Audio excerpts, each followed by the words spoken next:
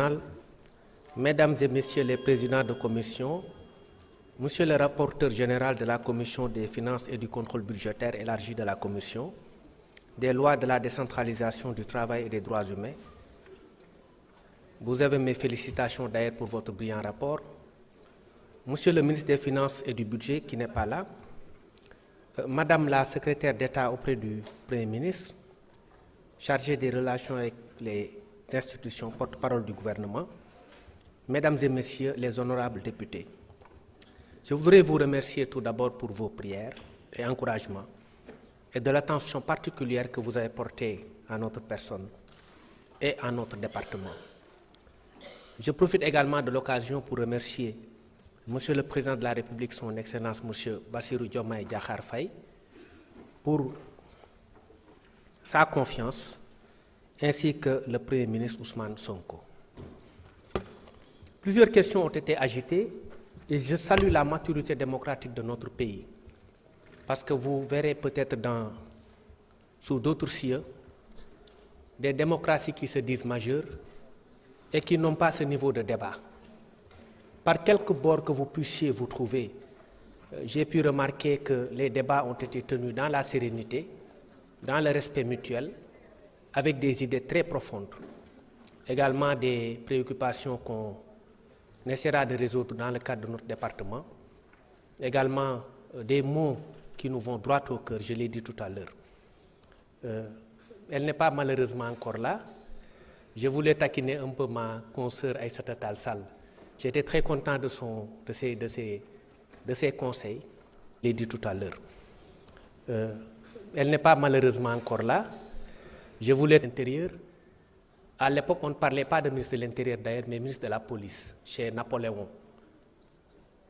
C'était du temps de Napoléon, où Joseph Fouchot était ministre de l'Intérieur, et Aïssata parlait un peu de la synthèse qu'il faut entre la force et l'intelligence. Je crois qu'elle me connaît suffisamment calme et réfléchie pour savoir que je mesure la pleine dimension de ma mission, que que j'exécute avec tact et que j'exécute en respect des droits humains. Il ne m'appartient pas de faire de forcing ou de faire le forcing dans le cadre de mes relations avec les administrés, parce que moi je suis du bas peuple et ni ma formation ni mon parcours ne me déterminent à être violent vis-à-vis du peuple. J'appartiens à ce bas peuple. Je suis avec les petits commerçants. Le Premier ministre l'a dit récemment, ils auront notre soutien. Mais nous voulons simplement du donnant-donnant. Parce que la culture de la citoyenneté n'est pas négociable dans un pays. Il nous faut nous comporter en bons citoyens avant de réclamer des droits. Quand on réclame des droits à un État, il faut se comporter en bon citoyen. C'est du donnant-donnant. Ce que le Premier ministre Ousmane Sonko a appelé le don de soi pour la patrie, depuis son livre Solutions de 2016, je crois. Et le don de soi, c'est le fait, par exemple, pour une personne de ne pas avoir ou d'avoir du scrupule à jeter quelque chose dans la rue, en se disant que cette rue-là, cette ruelle ou ce trottoir m'appartient. Et c'est à moi de faire en sorte que mon pays soit respecté et que mon pays soit digne. Le don de soi, c'est la contribution volontaire de chaque Sénégalais pour la patrie. Le don de soi, c'est aussi le fait, quand on est deux personnes et qu'on voit quelqu'un jeter quelque chose dans la rue, d'aller lui-même procéder au ramassage, elle-même procéder au ramassage de la chose et jeter ça dans la poubelle. C'est ça aussi le don de soi pour la patrie. Aïssata, vous me connaissez comme étant un avocat réfléchi et mesuré et pondéré. Ce que je fais, je le fais en étant à cheval sur les textes. Parce que moi, je suis un droit de l'homiste aussi. Quand on parle aujourd'hui de franchise universitaire, la question des franchises universitaires, Aïssata, est une question qui est réglée par les textes. L'intervention des forces de police au sein de l'espace universitaire est régie par la loi 94-79 du 24 novembre 1994 sur les franchises universitaires. Je pense que vous connaissez le texte mieux que moi. Et ce texte permet au recteur de procéder à des réquisitions. Mais qu'est-ce qu'on peut faire, nous, en tant que ministre de l'Intérieur, ou en tant que policier, ou force de défense et de sécurité, ou même en tant que gendarme? Si on n'exécute pas ces réquisitions, on sera en faute. Et ça, vous le savez. Vous êtes une brillante avocate. Et vous en avez formé plus d'eux. Vous connaissez le contenu de la loi.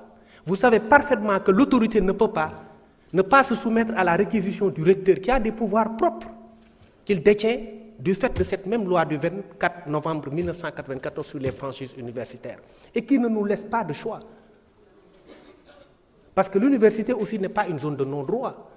Quand on commet un meurtre à l'intérieur de l'université, on ne peut pas, sous prétexte parce qu'on est à l'intérieur de l'université, qu'aucune personne ne doive intervenir dans l'enceinte universitaire pour arrêter le déroulement de cette infraction-là.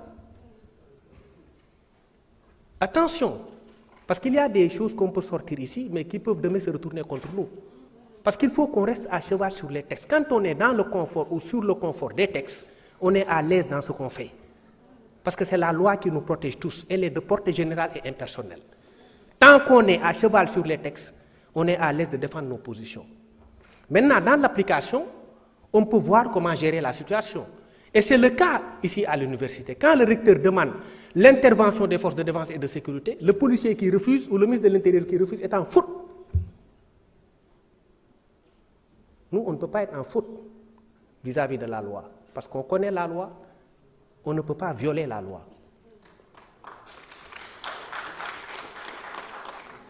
Il y a eu des incidents qui ont eu lieu. Le recteur a demandé à ce que, par réquisition, qu'on intervienne à l'intérieur de l'université.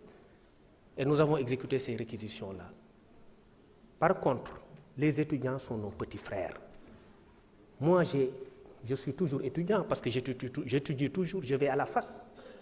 Moi, je suis un éternel étudiant. Et j'épouse tout le temps la cause des étudiants. Et j'ai même programmé une visite dans le campus universitaire pour aider à nettoyer le campus. Et là, je félicite l'ancien directeur du cours qui a fait un excellent travail dans le cadre de vie à l'intérieur de l'université. Je vous l'ai dit la fois dernière en commission, mais vous étiez absent. Parce que c'est de cela qu'on a besoin. C'est de cela qu'on a. Et par quelque obédience qu'on se trouve, il est bon quand quelqu'un a du mérite ou qu'il a fait une chose, qu'on reconnaisse cette chose-là. Moi, je suis honnête et je me veux généreux. Voilà. Maintenant, la situation étant comme elle est, les choses se sont calmées. Les étudiants, comme je l'ai dit, sont nos petits frères. Pour moi, et sont nos enfants pour d'autres. Moi, je demande au recteur de lever la présence universitaire aujourd'hui même. Parce que j'ai vu que c'est une condition pour la cessation de la revendication estudiantine. Pour moi, la paix étant revenue à l'intérieur de l'espace universitaire, je peux quand même demander au recteur de le faire, même s'il a des pouvoirs propres.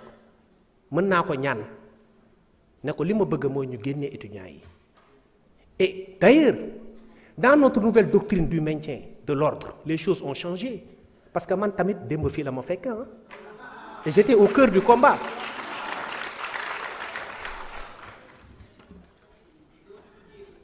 Monsieur Sall, honorable député Thierno Alassane, avec tout le respect que je vous dois, vous avez parlé de blessures par balle. Honnêtement, je n'ai pas vu de blessures par balle. Et je vous dis qu'il n'y en a pas. En tant que ministre de l'Intérieur et de la Sécurité publique, je peux vous dire qu'il n'y a pas eu de blessures par balle. D'une part, je ne sais pas ceux qui vous ont informé, mais ils ne vont pas donner la bonne information. Je pense que c'est vos sources qui vous ont trompé. Maintenant, pour ce qui concerne les forces de défense et de sécurité, par contre, il y a eu des blessés au nombre de 29 et du côté également des étudiants. Ça, c'est vrai, il y a eu des blessés de part et d'autre, mais il n'y a pas eu de bavure policière. Ce qui est une première dans notre doctrine, dans la doctrine du maintien de l'ordre. Parce qu'avant, il n'y avait pas que des bavures, il y avait pire que des bavures. Et l'on le fait, nous fait. De sorte que vous avez été obligé de faire voter une loi d'amnistie, pas vous. Mais bon, mes amis Aïssata et Abdoumbo ont été obligés de recourir à une loi d'amnistie. Bon, moi j'ai une interprétation propre de la loi d'amnistie, mais je la garde pour moi-même. Je la garde pour moi. Parce que ça ne vous arrange pas. Mon interprétation de la loi d'amnistie ne va pas vous arranger.